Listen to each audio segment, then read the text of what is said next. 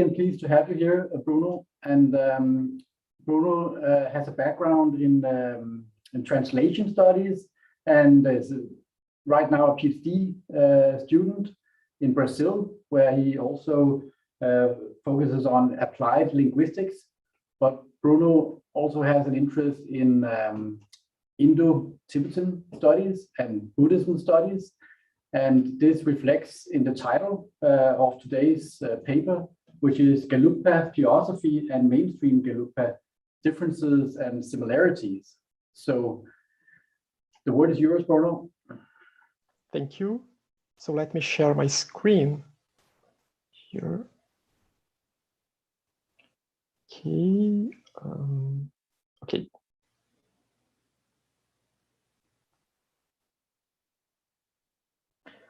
So today I'm talking about Gelugpa Theosophy and mainstream Gelugpa, differences and similarities. And what do I mean by Gelugpa Theosophy? Well, as most of you probably have read the Secret Doctrine, the Mahatma letters, and a host of other theosophical texts that will mention the Gelug school, the school of the yellow hats, and its founder, Tsongkhapa, as having a very important status in the occult hierarchy, in this universal brotherhood, this trans-Himalayan brotherhood of adepts, of masters. At the same time that Blavatsky places great emphasis on the Gelugpa school and on its founder, of course, she's also going to speak about a conflict that happens in Tibet. And it's very interesting to see how at the same time she globalizes this alleged conflict that happens between two branches of the Dharma in Tibet into the entire world, into a fight between, or a war between the Mahatmas, or between what maybe we could term the right hand, the White Lodge, and the Dark Lodge, or the White Hats, the Dugpas. So usually when we think about the terminology left hand or right hand magic and stuff like that, we usually tend to associate it more with Western esotericism, with Western occultism. But even if we go back to India, we're going to see, for instance, in Shaivism, people talking about right-hand Tantra, Dakshinachara, and left-hand Tantra, Vamachara. So we see that this dichotomy that is present in different branches of Indian traditions and in Tibetan Buddhism as well will be exported. It will be internationalized, universalized by Blavatsky's theosophy. When we're talking about Buddhism here, we have to be careful and make the distinction between what exactly Blavatsky means by esoteric Buddhism, because Tsongkhapa is related to two types of esoteric Buddhism. From the standpoint of theosophy, or what I hereby term Gelugpa Theosophy, esoteric Buddhism, which should have been spelled with just one D and not two Ds, as Blavatsky says on the Key to Theosophy. That's how she says that, since its title, since its book title should have been correctly spelled. It refers to the wisdom tradition. It refers to the wisdom religion. It does not refer exactly to the tradition we sometimes call Buddha Dharma, to what in the West started to be considered a religion, like Christianity, Islam, and Hinduism. So this construct, Western construct, religion, started to be applied to all those schools that were somehow related to the teachings of the Buddha, to the Buddhist sutras, and to the Buddhist tantras, and so on. This is Buddhism as a religion with two Ds, Buddha Dharma, the Dharma that is derived or that is focused primarily on the teachings of the Buddha and all those who interpreted those teachings. The Gelugpa school, of course, is part of the Mahayana or great vehicle. The Bodhisattva vow is probably the most distinctive mark of Mahayana Buddhism. Great vehicle or universal vehicle is also another translation we see here and there sometimes, or higher vehicle. And it is called a higher vehicle or a great vehicle or universal vehicle, exactly because of this Bodhisattva vow, in which a person, somebody who aspires to enter this path, takes the vow of continuing to be reborn to be reborn in samsara, to be reborn in a physical form, in a human form, until all beings can be liberated from suffering. So compassion, altruism are distinctive marks of the Mahayana Buddhism, in distinction, or if we compare it to Hinayana or Theravada, which of course the Mahayanists are going to call it Hinayana, the lesser vehicle, in which your primary focus is your individual liberation, individual nirvana. And as we see, Theosophy also favors Mahayana Buddhism. As many of you have read, the Mahachoha letter, in his letter, he says that this individual liberation that is sought by those in the Theravada path is nothing but some sort of selfish endeavor. It is just, maybe a more elevated type of egotism, but still it's not what they are after. They are after altruism. And that's also because the Mahatma says that it is not the goal of Theosophy to become a school of magic. So there's going to be a great emphasis on Mahayana tenets and some of the core teachings of Mahayana Buddhism that will be embedded in Blavatsky's Theosophy, in early Theosophy especially. But Mahayana also has its esoteric side, which is different from this esoteric Buddhism that is presented by Sinnett.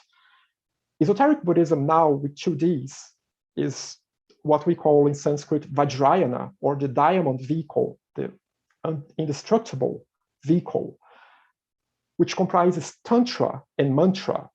And the word Tantra is a bit complicated in the West because there are so many different ways to interpret Tantra iconography and tantric texts and tantric language. It tends to be a language filled with metaphor and sometimes quite controversial as well.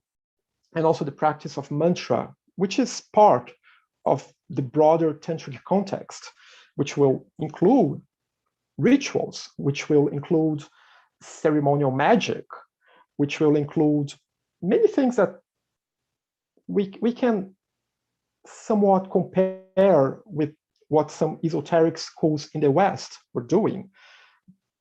Some types of theurgy and some other types of magic that were also practiced in the West. And of course, it's also going to include meditation. It's also going to include all the philosophical tenets and the ethical principles of Mahayana Buddhism. So we have these 2 types of esoteric Buddhism. And even though Blavatsky says that her esoteric Buddhism, or rather the Mahatmas, this other type of more universal esoteric Buddhism with just 1 D, refers to something broader than Buddha Dharma, refers to the wisdom tradition, the wisdom religion that predates Buddha Dharma and that will continue to exist long after Buddha Dharma dies. Several terms were actually borrowed from Yogācāra Buddhism, from the Yogācāra School that was born with Asanga and Maitreyanata, Maitreya's 5 treatises, and Vasubandhu, Steramati, and other important Indian Buddhists who will present the theory of the 3 natures, Paratantra, Parikalpita, Paratantra, and Parinishpana. And Parinishpana is a term that we see abundantly in the Secret Doctrine as referring to this ultimate reality, as referring to something that it's not exactly a being, but it is beyond being and non-being, Parabrahman. So this is one term that we see being used widely, and also the Voice of the Silence will claim, if we read the preface of the Voice of the Silence, it is claimed that the text is related to the Yogācāra School. It even mentions Arya Sangha, one of the main proponents of Yogācāra Buddhism. Also Kalachakra Tantra. David Regal has written extensively about the connections between Kalachakra Tantra and the Secret Doctrine. I have had the honor to translate much of this material into Portuguese. And so it's a very interesting work that I always recommend people to go after. And we see that a lot of the terminology in the Secret Doctrine, a lot of the ideas in the Secret Doctrine can also be traced back to the Kalachakra Tantra, and possibly the Dzyan stanzas may be related to a lost Mula Kalachakra Tantra, the root text that is completely lost to the public nowadays. One term that we see being used in the Secret Doctrine is Adi-Buddha, for instance, and that's a very typical Kalachakra Tantra term. Blavatsky relates Adi-Buddha to Alaya, to Mahat, to the third logos, if we take a look at the first volume of the Secret Doctrine. And also terms of Samkhya philosophy, which is not exactly Buddhist, but if we take a look at Kalachakra Tantra itself will employ many terms and many ideas that may be more aligned with Samkhya philosophy than with a more traditional orthodox view of Buddhism, or at least how people tend to understand Buddhism, outside the tantric, the Vajrayāna context. Geoffrey Hopkins has written about this connection between Kalachakra Tantra and Samkhya philosophy. So Mahat, for instance, is a term that we see being widely used in Samkhya philosophy. For instance, this idea of a universal mind, of somewhat cosmic intelligence that is guiding the manifestation of the cosmos, of the universe, or the various universes that are born and then die and born again. And so Tsongkhapa, who lived in Tibet between 1357 and 1419, so he lived between the second half of the 14th century and the beginnings of the 15th century. He's founder of the Gelugpa School in Tibet. And Tsongkhapa will be responsible for reforming the Dharma in Tibet. It doesn't mean that the other schools that maybe he didn't agree with philosophically will end. They will continue to exist. But the main purpose of Tsongkhapa and his main disciples, and I'll briefly mention them a while after this slide here. Tsongkhapa will claim that there are many misinterpretations taking place in Tibet regarding both sutra and regarding tantra, regarding the philosophy that is the basis of Tibetan Buddhism, which is Madhyamika philosophy, the school of the middle way. And so he creates this new school in order to reform the Dharma. And one point that is very interesting here is that as every Tibetan Buddhist school, it is going to be claimed that Tsongkhapa is part of an unbroken lineage that can be traced back to the Buddha himself. Not that even though philosophical literature will go as far as to claim that Tsongkhapa is the Buddha reincarnated, this is not going to be said in Gelugpa traditional literature.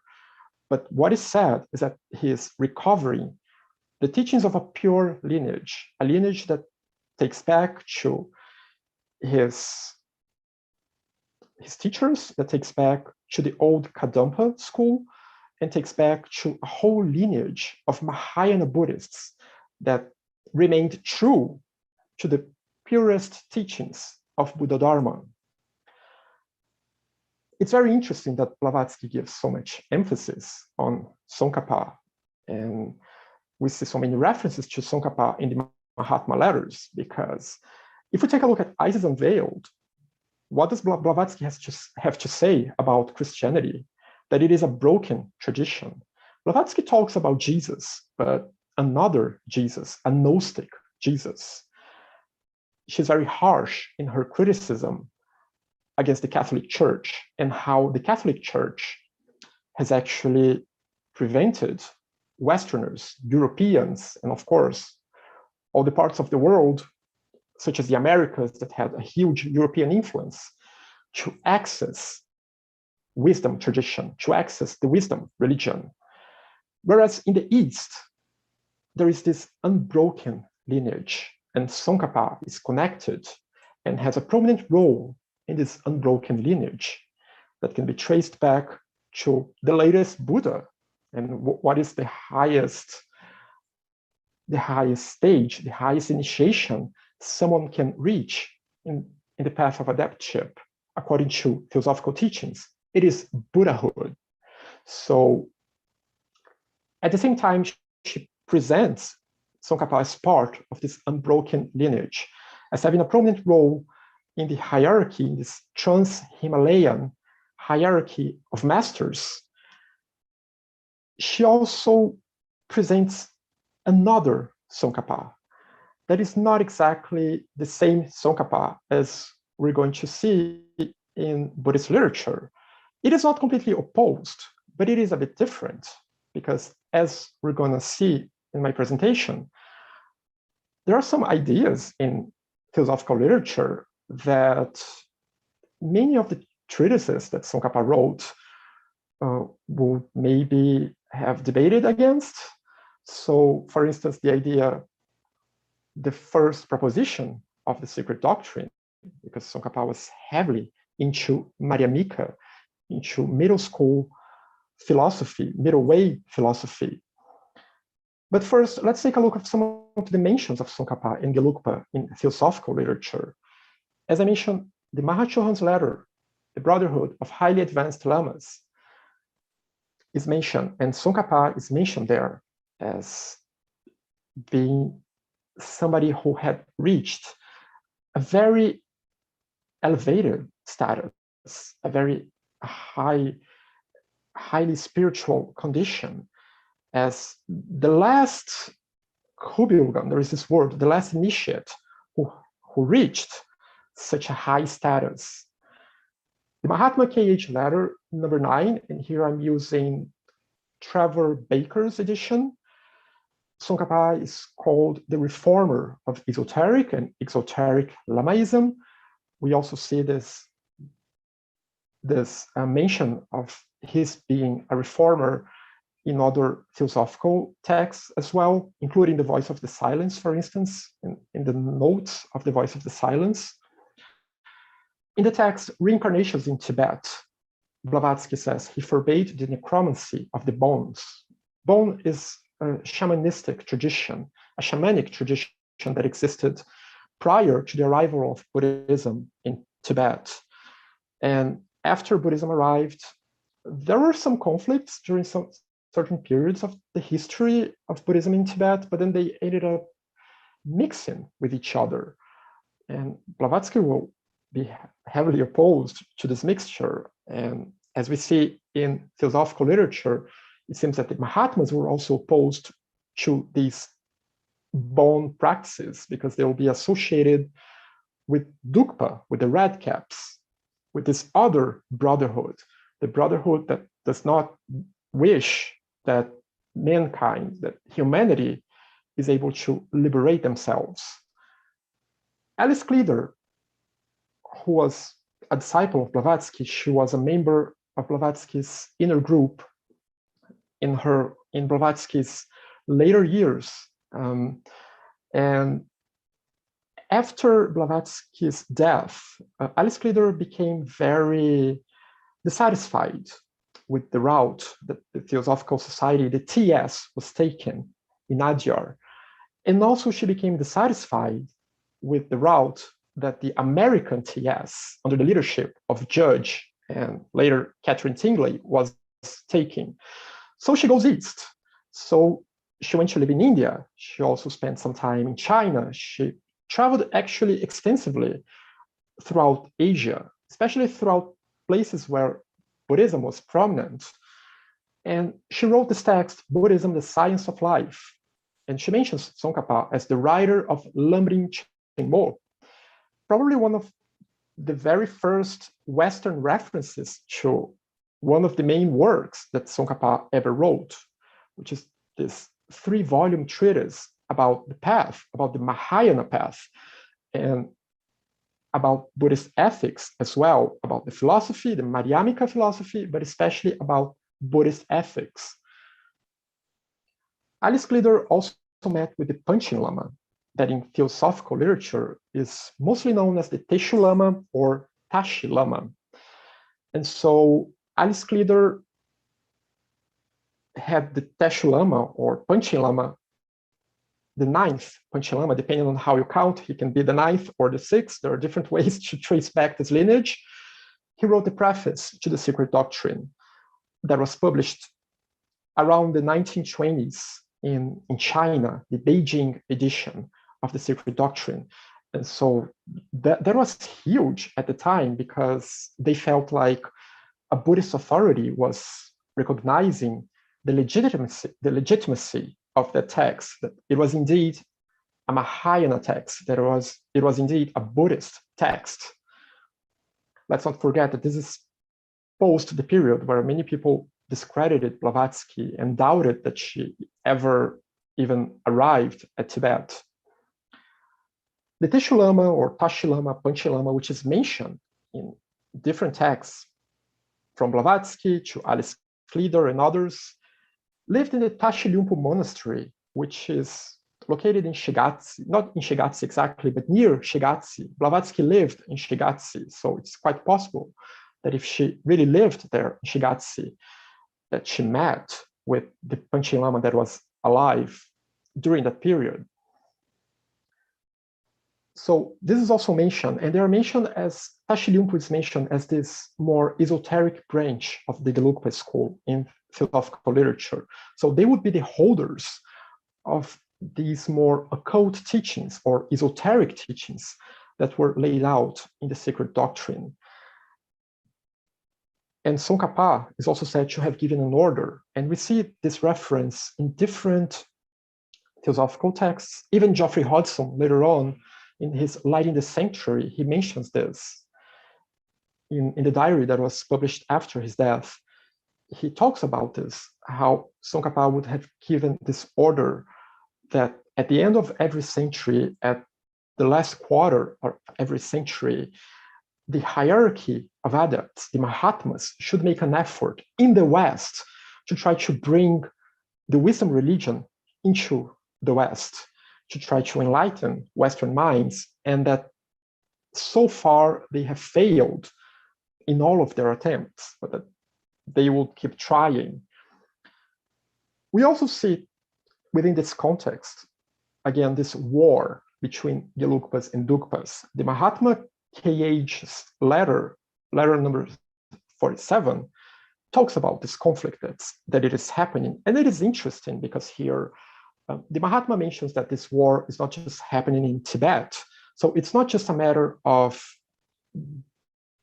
this more esoteric side or branch of the Gelugpa fighting enemies, fighting an opposing force in Tibet that could be identified maybe with 1 or 2 Tibetan Buddhist schools, but it's happening in other places as well. And we can see some references, and also by Blavatsky, that relate the Dugpas with some branches of the Catholic Church, the Jesuits, and so on. So it's interesting to see how this conflict and the history of Tibetan Buddhism actually has more conflicts than people tend to think. There are wars that happen, that take place, and we gotta remember that this was a part of the world where there's no separation between state and religion. So oftentimes there will be conflicts. Some schools were closed. For instance, the Gelugpa School was closed during the 17th century because of a war that was happening between two regions of Tibet, and also because Gelugpa's teachings were not very well viewed by many people of other schools. I'm running from you, so. Oh, okay. Yeah, I'm almost wrapping up. And so there is this war between Gelugpas and Dugpas, and that philosophical literature will export this war as a war between two hierarchies. That's not just happening within a Buddhist context, but it is happening everywhere. And in practical occultism, Blavatsky will also mention the Lamrim, which is this graduated path to enlightenment. We also have to remember that philosophical literature abundantly emphasizes that the path to adaptship is a graduated path. So this is the beginnings of the Gelugpa School, very briefly. So Tsongkhapa, Gyaltsab, and Kedrub, these two are his successors. And then there are other important characters here, such as Sherab-Seng, Gedundrub, who will be considered the first Dalai Lama. There will be three main monasteries, Ganden, Sera, Drepung, all near Lhasa. Tashilhunpo will be built later on, after Tsongkhapa had already passed away. But the focus here of the Gelugpa School is Madhyamika philosophy, Yogācāra, Vinaya, early Kadampa, which will actually present the first Lamrim teaching, the first synthesis of the Dharma in this graduated path as a manual for everyone that is interested in following this path. And of course, Vajrayāna, Kalachakra, there is a curriculum, a Kadampa curriculum that Tsongkhapa will reinstate in Tibet, where there is a whole structure where somebody enters as a monk, as a novice, then after certain debates, evaluations can become a geshe. As they enter a tantric praxis, they become a lama, and there's a title Rinpoche that is given to those highly advanced lamas. But then there is a problem here, and that's the main problem that I will address before we finish, which is the fact that sometimes I'm not going to read this entire citation here, but in the Voice of the Silence, we see this citation. It's one of the notes that says that the Madhyamikas are the great nihilists and deniers for whom everything is parikalpita. It is an imagined reality, imagined nature, an illusion and an error in the world of thought and the subjective, as much as in the objective universe, meaning that the Madhyamikas, they deny the existence of some sort of essence, of some sort of ultimate reality. It is not completely wrong, but we have to consider that Madhyamika school, the middle way school, which is the school that Tsongkhapa will, and that mainstream Gelugpa will emphasize, is going to employ this method of reductio ad absurdum, of Prasangika-Madhyamika, which was started by Chandrakirti's commentary of Nagarjuna, the founder of the Madhyamika school in the 2nd century in India, which they will emphasize a graduated path, but at the same time, they will not assert any notion of ultimate reality, such as parinishpana, that can be ascertained beyond emptiness of inherent existence. They will consider the views of the Yogācāra school as provisional, because there is a problem of interpretation of the Yogācāra school at that time. So we have to be careful when we see mentions to Yogācāra, pretty much as there is a Gelugpa Theosophy, there is a Yogācāra Theosophy, because usually Yogācāra in traditional Buddhist literature is understood as Chittamatra, as a philosophy that posits that reality is just an illusion created by the mind, talking very briefly about it. And the Madhyamikas will oppose that vehemently.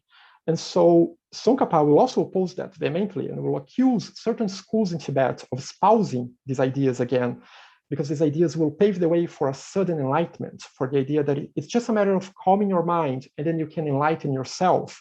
So in order to uphold a graduated path to Buddhahood, so he's going to, just a final point, so he's going to advocate for this Madhyamika philosophy in which you avoid the extremes of either affirming the existence of an essence, but also you avoid the extreme of denying reality, of denying the existence of reality altogether. And so even though there is this difference, because theosophy has the first proposition, theosophy talks about an Atman, just to wrap it all up very quickly, both of them will emphasize a graduated path. Both of them will emphasize the importance of cultivating the 6 paramitas, the 6 virtues, which are 7 in the voice of the silence. The personality is not an inherent part of us. It is empty of inherent existence. There is no individual personal Atman, at least not according to early theosophy, to Blavatsky's work. I know later theosophists had different views about that. And a careful approach towards Tantra as well, towards this language, not taking the Tantric imagery as literal as maybe other schools were taking. And the emphasis on altruism and bodhicitta, on this enlightenment mind that leaves a focus on oneself behind and focus on the benefit of other beings. So these are the main points. And what I'd like to stress here, finally, in my presentation, was that there isn't enough research yet about the connections between Gelugpa literature, traditional Gelugpa literature, the Lamrim Chenmo and other texts written by Tsongkhapa, and the theosophical language and theosophical literature. And I think considering how much emphasis Blavatsky and the Mahatma letters place on Tsongkhapa and the Gelugpa school, I think more studies ought to be necessary for us to try to better understand this connection, even though at the same time there seems to be a disconnection when we see Tsongkhapa denying the existence of an Atman, which actually is very common in Buddhism in general, or Tsongkhapa criticizing maybe certain things that would be proposed by theosophical literature in terms of a Yogācāra philosophy as opposed to a Madhyamika philosophy. Sorry for overextending myself. Thank you very much. Thank you, Bruno, for this paper. And unfortunately, we're not going to have time for questions, but please write to Bruno in the chat if you or find him by email or to ask your questions. So please give Bruno a hand or reaction on Zoom.